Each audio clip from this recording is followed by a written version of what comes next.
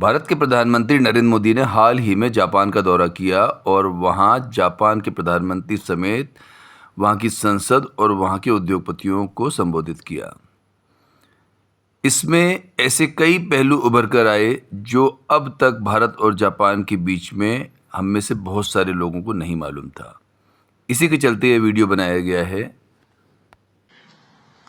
साथियों, भारत की विकास यात्रा में जापान हमेशा एक अहम पार्टनर रहा है।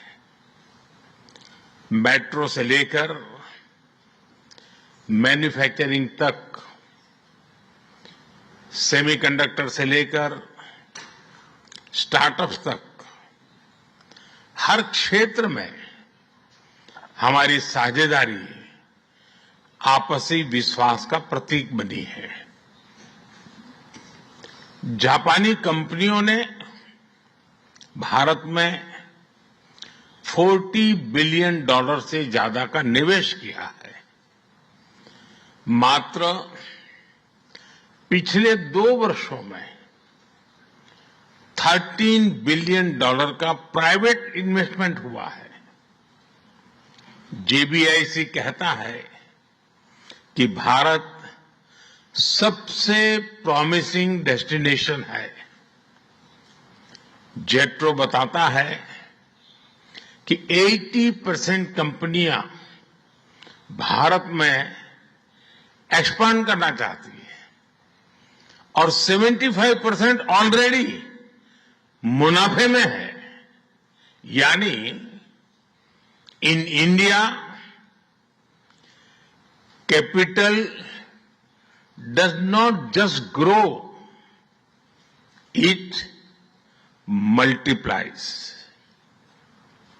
साथियों, पिछले 11 वर्षों में भारत के अभूतपूर्व ट्रांसफॉर्मेशन से आप सब भली भांति परिचित हैं। आज भारत में पॉलिटिकल स्टेबिलिटी है, इकोनॉमिक स्टेबिलिटी है, पॉलिसी में पारदर्शिता है, प्रिडिक्टिबिलिटी है। आज भारत विश्व की सबसे तेज ग्रो करने वाली मेजर इकोनॉमी है और बहुत जल्द विश्व की तीसरी सबसे बड़ी इकोनॉमी बनने जा रहा है। वैश्विक ग्रोथ में भारत 18% योगदान दे रहा है। भारत की कैपिटल मार्केट्स में अच्छे रिटर्न्स मिल रहे हैं। एक मजबूत बैंकिंग सेक्टर भी है। लो इन्फ्लेशन और लो इंटरेस्ट रेट्स, करीब $700 बिलियन के फॉरेक्स रिजर्व है। साथियों, इस बदलाव के पीछे हमारी रिफॉर्म, परफॉर्म और ट्रांसफॉर्म की अप्रोच है। 2017 में हमने वन नेशन वन टैक्स की शुरुआत की थी। अब इसमें नए और बड़े रिफॉर्म लाने पर काम चल रहा है। कुछ हफ्ते पहले हमारी संसद ने नए और सिंप्लीफाइड इनकम टैक्स कोड को भी मंजूरी दी है। हमारे रिफॉर्म्स केवल टैक्स प्रणाली तक सीमित नहीं है, न्यूक्लियर एनर्जी सेक्टर को भी खोल रहे हैं। साथियों, इन रिफॉर्म्स के पीछे हमारा विकसित भारत बनाने का संकल्प है, हमारा कमिटमेंट है, कन्विक्शन है और स्ट्रेटेजी है। और विश्व ने इसे रिकॉग्नाइज ही नहीं, एप्रिशिएट भी किया है। S&P ग्लोबल ने 2 दशक बाद भारत के क्रेडिट रेटिंग अपग्रेड किए हैं। The world is not just watching India, it is counting on India. साथियों, अभी भारत जापान बिजनेस फोरम की रिपोर्ट प्रस्तुत की गई। कंपनियों के बीच हुई बिजनेस डील्स, इसका बड़ा विस्तार से वर्णन दिया गया। इस प्रगति के लिए मैं आप सभी का बहुत बहुत अभिनंदन करता हूं।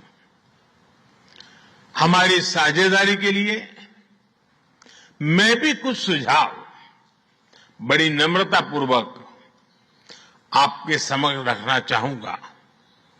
पहला है मैन्युफैक्चरिंग। ऑटो सेक्टर में हमारी भागीदारी बेहद सफल रही है और अभी प्रधानमंत्री जी ने इसका विस्तार से वर्णन किया। हम साथ मिलकर वही magic batteries, robotics, semiconductor, ship building और न्यूक्लियर एनर्जी में भी दोहरा सकते हैं। साथ मिलकर हम ग्लोबल साउथ, विशेषकर अफ्रीका के विकास में अहम योगदान दे सकते हैं। मैं आप सबसे आग्रह करता हूं, कम make in India, make for the world. Suzuki और डाइकिन की सक्सेस स्टोरीज आपकी भी सक्सेस स्टोरीज बन सकती है। दूसरा है टेक्नोलॉजी और innovation. Japan tech power house है और भारत एक टैलेंट पावर हाउस है। भारत ने AI, semiconductor, quantum computing, biotech और स्पेस में बोल्ड और एम्बिशियस इनिशिएटिव लिए हैं। जापान की टेक्नोलॉजी और भारत का टैलेंट मिलकर इस सदी के टेक रिवॉल्यूशन का नेतृत्व कर सकते हैं। तीसरा क्षेत्र है ग्रीन एनर्जी ट्रांजिशन। भारत तेजी से 2030 तक 500 गीगावाट रिन्यूएबल एनर्जी के लक्ष्य की ओर अग्रसर है। हमने 2047 तक 100 गीगावाट न्यूक्लियर पावर का भी लक्ष्य रखा है। सोलर सेल्स हो या फिर ग्रीन हाइड्रोजन, साझेदारी की अपार संभावनाएं हैं। भारत और जापान के बीच जॉइंट क्रेडिट मैकेनिज्म पर समझौता हुआ है। इसका लाभ उठाकर क्लीन और ग्रीन फ्यूचर के निर्माण में सहयोग किया जा सकता है। चौथा है नेक्स्ट जेन इंफ्रास्ट्रक्चर। पिछले एक दशक में भारत ने नेक्स्ट जनरेशन मोबिलिटी और लॉजिस्टिक इंफ्रास्ट्रक्चर में अभूतपूर्व प्रगति की है। हमारे पोर्ट्स की क्षमता दोगुनी हो गई है। 160 से ऊपर एयरपोर्ट्स हैं। 1000 किलोमीटर लंबी मेट्रो लाइन बनी है। जापान के सहयोग से मुंबई और अहमदाबाद हाई स्पीड रेल पर काम चल रहा है, लेकिन हमारी यात्रा यहीं नहीं रुकती। Japan's excellence and India's scale can create a perfect partnership.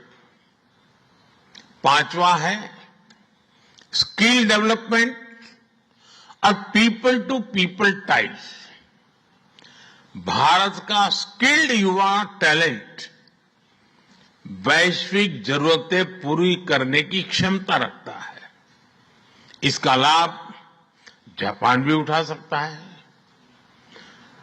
आप भारतीय टैलेंट को जापानी भाषा और सॉफ्ट स्किल्स में ट्रेनिंग दें और मिलकर एक जापान रेडी वर्कफोर्स तैयार करिए।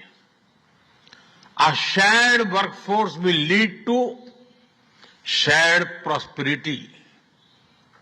साथियों, अंत में मैं यही कहना चाहूंगा, India and Japan partnership is strategic and smart, powered by economic logic. We have turn shared interest into shared prosperity. India is the springboard for Japanese businesses to the global south.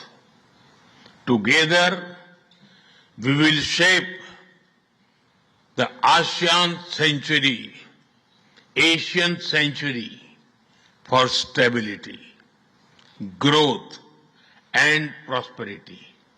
इन्हीं शब्दों के साथ मैं प्रधानमंत्री Ishiba जी और आप सभी का आभार प्रकट करता हूं।